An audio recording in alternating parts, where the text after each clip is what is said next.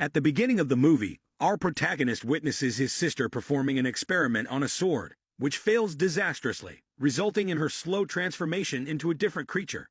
He is helpless to save her, as his master also falls unconscious from the failed experiment. His sister gradually turns into a dragon and flies away. Nearby wizards attempt to attack the dragon, but he defends his sister, allowing her to escape. This continent has existed for thousands of years, originally inhabited by dwarves who were hunted by dragons to the point they had to flee to the continent's edges. Then, wizards were born, and humans began to populate the land. 5 years after the movie's opening events, our main character now goes by the name Orphen and is on a mission to catch 2 kids who borrowed money from him and haven't paid him back. He uses magic to capture them and demands repayment. But when they claim they are broke, he roughs them up. Meanwhile, a royal policewoman is also after the same kids for being wanted criminals. She throws 2 darts that accidentally hit a bystander, causing Orphen to intervene. The kids use the distraction to escape, while the policewoman, realizing her mistake and the darts were laced with a sedative, asks Orphen to help treat the injured bystander. She recognizes him as an expelled wizard, prompting Orphen to recall those days. Orphen then heads to his favorite tavern to eat. The tavern owner's son, Magic, is excited because Orphen is a wizard.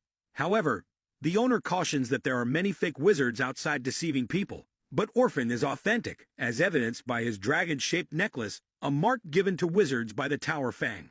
Magic's mother was a wizard too, so Orphen thinks he might have magical potential as well. Magic expresses a desire to learn magic from Orphen, who in turn demands tuition fees, causing the owner to ask Orphen not to exploit the fact that he's a regular to rope his son into magic. But Orphen sees potential in magic due to his passion and wizard lineage. Suddenly, the 2 kids reappear, wanting to strike a deal with Orphen as a condition for paying him back. He then has to dress up elegantly and accompany them on a task. Orphen notices that there are few people on the streets, and the bespectacled kid explains that there have been some shady dealings recently, causing people to rarely venture outside. Meanwhile, the wizards are still hunting the dragon that Orphen's sister transformed into. She, seeing her former master among them, decides to retreat without attacking. Orphen is led by the 2 kids to a noble's house under false pretenses. Upon hearing that Orphen is a noble involved in the sleep potion business, the noble and his mother excuse themselves to go out. From the start, Orphen is clueless about the plan, but finds himself dragged into a mess of fabrications and starts to struggle. Suddenly, the noble's daughter enters and reveals that she has overheard everything and knows the 3 are fraudsters. The kids pretend to have been brainwashed by Orphen. Orphen proves he is a wizard, prompting the girl to recall that a wizard from the Tower Fang had visited her father years ago. But her father passed away 2 years ago. She vaguely remembers that the visitor was muscular with black hair tied back. Orphen's master had also followed the dragon to this town. The girl informs Orphen that 5 years ago, a man fitting the description she gave had come here and left a sword with them. Suddenly, the dragon flies toward the mansion where Orphen and the group are. He follows the daughter to a warehouse where her mother and sister are hiding. He uses magic to open the door, coming face to face with the dragon, who is also his sister. But she disregards her younger brother and breathes fire to destroy a box and retrieve the sword. As the wizards arrive and attack the dragon outside, Orphen rushes to defeat them, protecting his sister just as he had done years ago. He uses magic once more to block their spells. The dragon then breathes fire at Orphen, who counters the attack with a technique to neutralize it. Flashing back to the past, in the northern part of the continent is the Tower Fang, where wizards gather to live and train together. The strongest among them is Childman and his disciples. Orphen was once one of the 5 disciples of Childman, who only taught his students to use their best spells against him, though he easily neutralized every technique. Orphen's sister, Azaleen, known as the Chaotic Wizard, loved to disrupt her friends and was Childman's most talented student. Her techniques were so powerful they could shake the surroundings, yet Childman's magic could still block them. Orphen wanted her to restrain herself, but she preferred being serious about her craft, which led to her receiving her 50th reprimand from her teacher. Later, Azaleen asked Orphen to write the reprimand for her. She disliked writing, so he wanted her to cause less trouble to avoid it.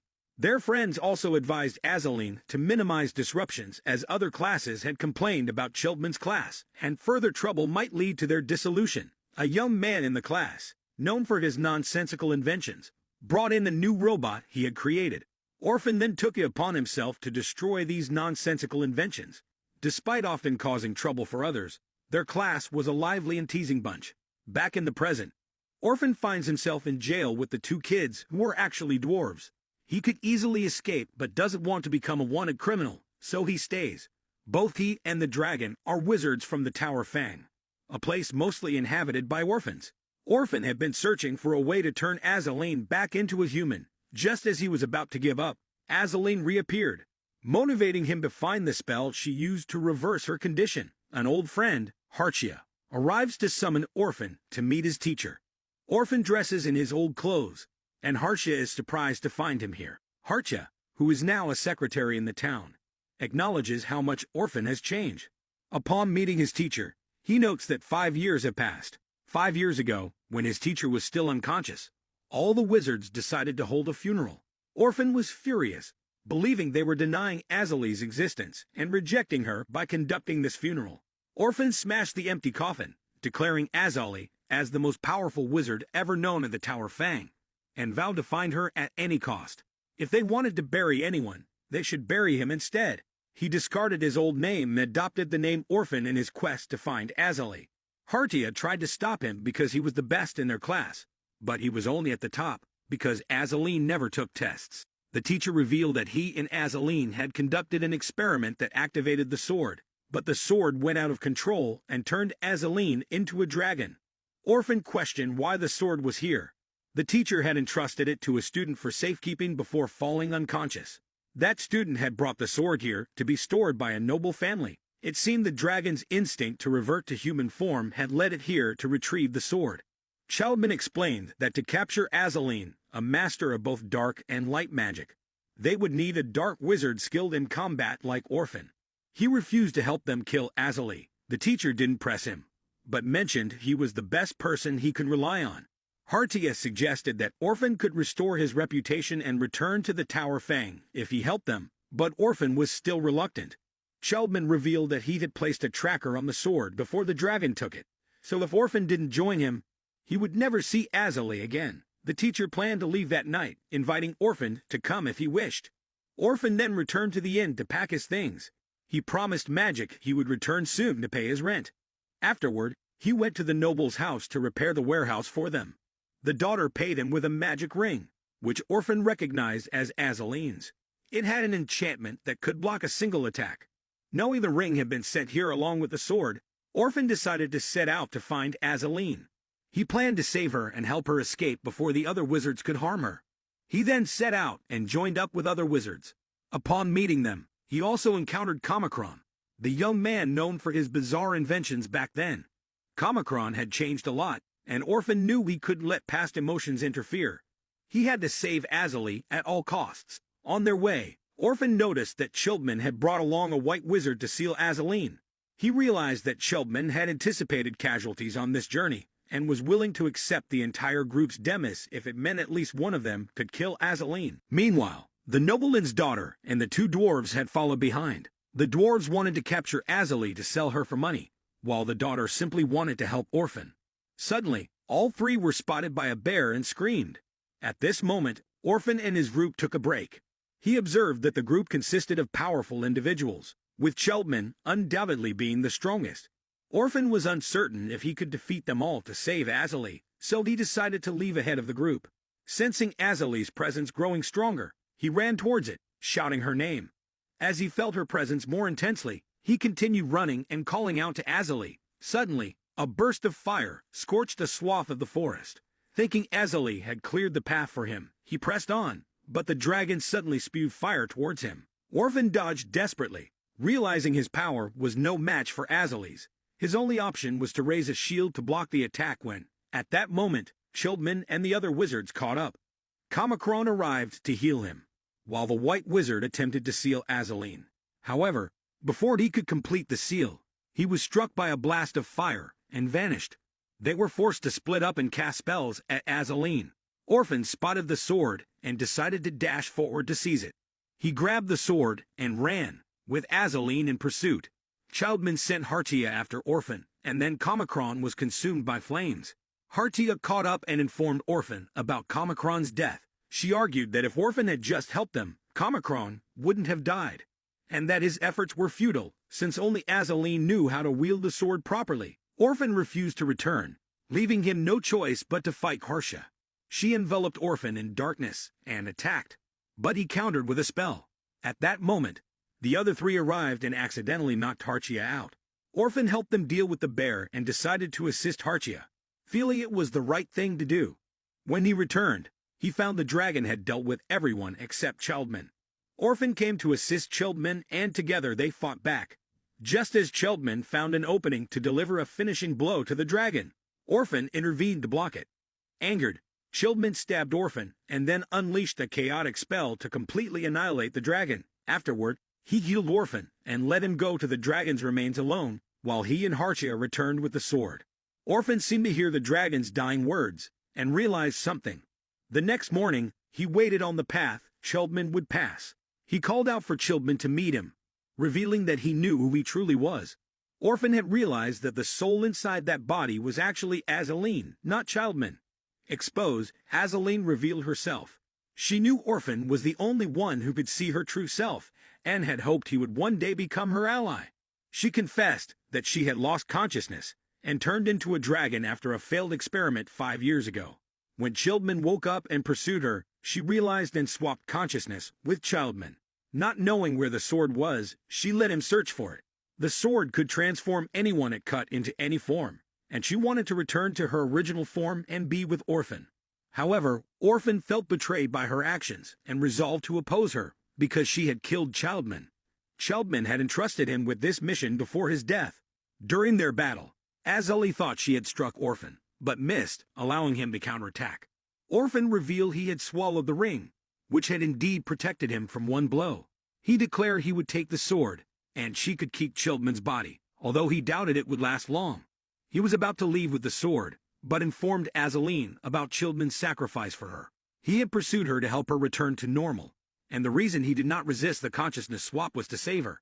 Determined to be worthy of Childman's sacrifice, Azaleen resolved to change. Orphen then left the sword behind.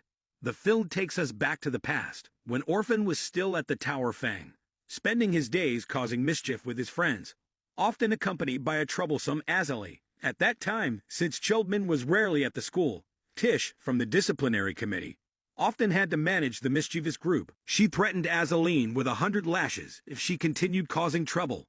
Orphen, although not particularly troublesome himself, was frequently reminded by Tish due to his association with Azalee.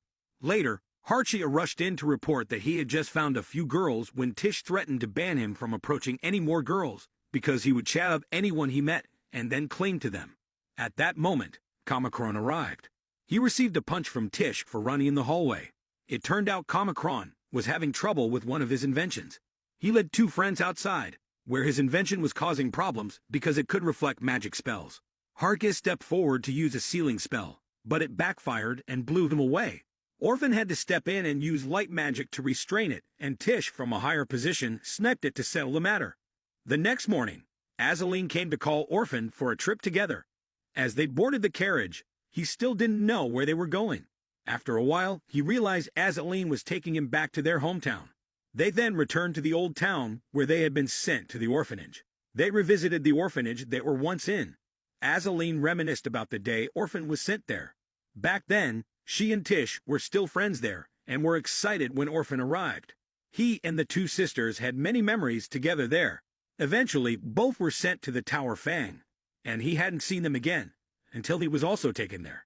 They then visited the graves of people they knew. Suddenly, when Orphen looked back, Azaleen was gone. She had entered a nearby ruined house just as Orphen walked by. He called out to Azaleen repeatedly but received no response. Suddenly, someone called his name and told him to come to the orphanage to save his sister. When he returned, the silence told him he needed to be cautious as he entered. As he stepped in, he was suddenly tripped and dropped his knife. A creature lunged at him, which he eliminated with a spell. Then, he was hit on the head by a falling bucket. As he was ascending the stairs, a towel fell on Orphen's head, startling him. Upon entering the room, he saw an image of Azalee that had been tampered with, and a ghost appeared to attack him. Orphen became angry and couldn't see the attacks since the ghost was nearly motionless. He was very worried about Azalee, But now he had only one option, and he knew the house wouldn't withstand the upcoming onslaught from the spell. He then used a spell called Soul Projection, causing the entire house to collapse. Nearby, Azaleen was taken aback, as she had been outsmarted by Orphen. That evening, she brought some items to Orphen. He was surprised that she was unharmed, and she casually invited him back as if nothing had happened. Orphen immediately realized that Azaleen was playing tricks on him. Recalling past incidents involving a bucket and a towel orchestrated by Azalee, she pretended ignorance. But Orphen was very angry with Azalee. He knew Azaleen had taken her pranks too far, and he was sure that the chaos caused by Comicron's robot was also due to Azalee's interference. She returned the knife to Orphen, confirming his suspicions that Azaleen was behind the tricks. Azaleen thanked Orphen for his concern. Afterwards, they both left, and Azalee remarked that if such an event were to really happen in the future, he should find her at all costs.